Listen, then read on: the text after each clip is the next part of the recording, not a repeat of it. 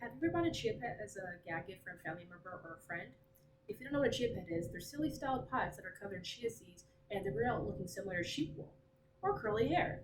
People see these potted plants as a joke, just as people see natural hair as a joke, which is to the point that it's seen as unprofessional and is rejected in most schooling or even work environments. Because of this, that's how the Crown Act was created. The Crown Act, you know, means creating a more respectful and open world for people with natural hair. Personally, I've experienced both, the hair discrimination both at school and at the workplace. At school, I was told my hair is a distraction, while at work, I was told I look prettier with straight hair. Because of this, it created my interest in this law that fueled my research for this topic. And I began researching it by staying up to date with their website and reading about how in different states it's helping and benefiting. People of color have been living in poverty for a very long time. According to the Gazette, February 25th, 2020, African Americans, Native Americans, Jewish, and Latino descendants have been denied both schooling and job opportunities because of this.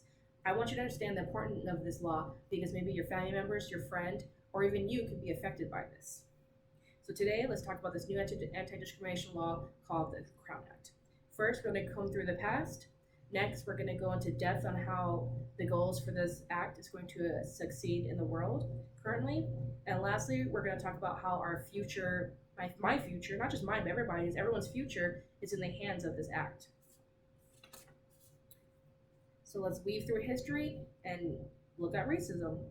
Racial segregation ended in the 1964 to the Civil Rights Act, which got rid of discrimination against age, sex, and ethnicity. Unfortunately, it didn't stop the banning of hair.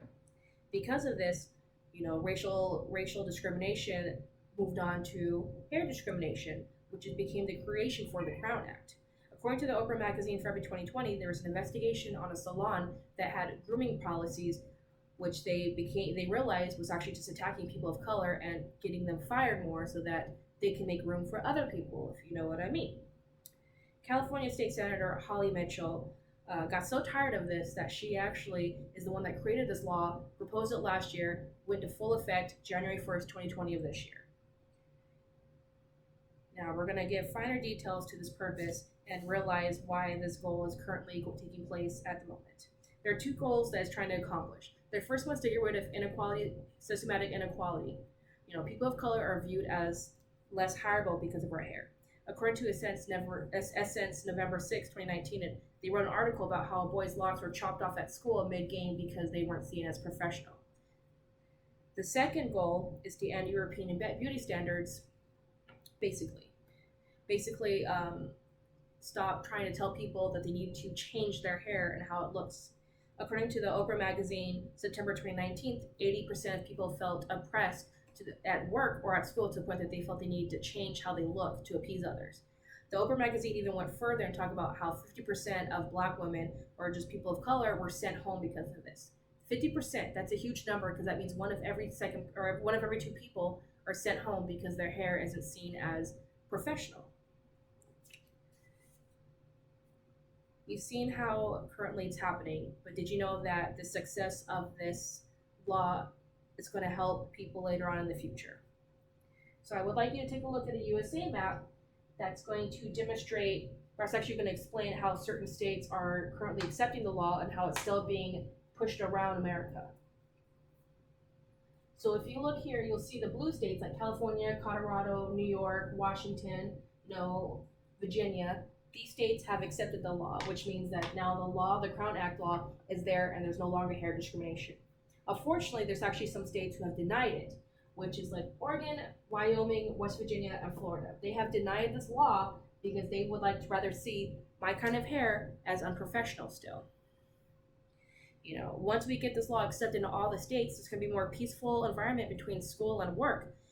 For the workplace, I'm there to work, not for you to judge me on how my hair is currently looking. There was a news article for the PR Newswire US, July 3rd, 2019, which basically said diversity and inclusion is needed to create a more prosperous future for companies. Because of this, the 50% I talked about earlier won't be sent home anymore. There should not be a huge wealth gap between people of color and white people. And once we get this law going again, The acceptance in schooling is going to be a lot more, to the point that my kind of hair will be seen more as normalized. And if we normalize this kind of hair, natural hair, the type and textures, there should be less bullying. No one's going to start bullying you because your hair is different, because your hair is more acceptable. And because of this, we can eliminate also sending children home and how their hair looks, because it's natural. That's how it grows out. Today, we learned the laws about fighting against hair discrimination.